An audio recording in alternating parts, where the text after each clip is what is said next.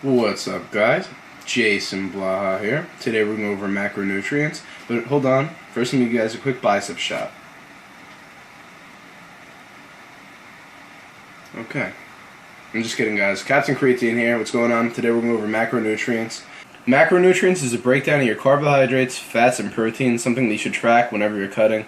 Now, a lot of people think that when you cut, you're supposed to eat magical foods such as like brown rice, for instance, but really that just has to do with when your insulin levels are spiked, you want to consume certain types of carbs, or you want to consume like slow digesting carbs before training, because that will last you through the duration of training and will feed you more energy. So really, there's no magical foods for cutting or weight loss. It's just counting your calories and tracking them correctly to put you at a deficit, and counting your macronutrients such as proteins and fats and carbohydrates, because what that will do is it will really help your body function correctly and carry out the proper procedures to prevent muscle loss. So basically when you're cutting, you just want to lose the fat, right? You don't want to lose any of the muscle. So counting your macronutrients and keeping yourself at a strict diet that is consistent every day and doesn't make too many changes unless you lose weight, and you need to make changes to continue to lose weight and put yourself at a deficit, because the more body fat you lose, the lower amount of calories you're going to need to intake in order to survive day by day. Fats will help maintain your hormone levels properly and will also lubricate your joints and prevent injuries. Carbohydrates will supply your body with energy and retain glycogen into your muscles, which will aid in nutrient transportation, protein synthesis, things like that. It will decrease recovery time. And protein is the building blocks to muscles and several other things. It will repair your skin. It's really just a repairing function. So you want to track those accordingly. Take in about 1 gram of protein per pound of body weight. And you just want to keep everything nice and steady. Make sure you hit your fats and your protein. Your carbohydrates should fall in place as you do that. Never really diet down and take in low amounts of carbohydrates, unless it's a couple of days after the competition you're trying to shred water weight, because that's all that's going to do. And so basically dieting, you could just eat whatever you want. It's just the quantities you should be concerned with. For instance, I could literally get lean eating Pop-Tarts.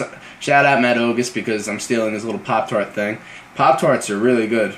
But you can get lean eating whatever you want. It's just the quantities you need to focus on. As long as you're at a caloric deficit, you will lose weight, and it's just good to keep track of your macronutrients to improve bodily functions. And so that's basically it for this video, guys. Count your macros.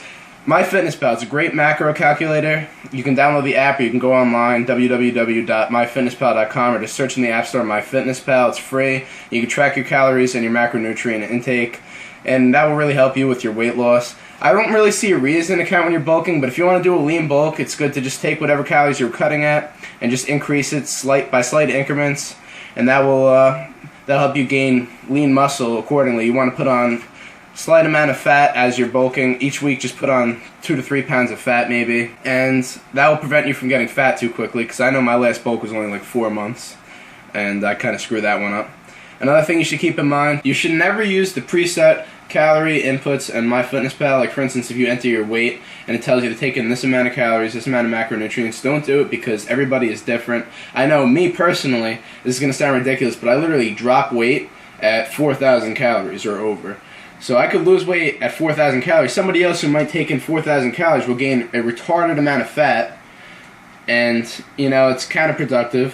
So what you want to do is you're going to want to eat what you normally eat to maintain your weight or to gain weight, and then you want to slightly alter that number, maybe subtract like 100. If you counted it for a week, take the average of that week's caloric intake, and you're going to want to subtract maybe 100, 200, 300, just slowly change that number to fit your needs and requirements. So I hope this video helped you guys out. If it did, please like, comment, and subscribe. Captain Creatine out, aka Jason Blaha.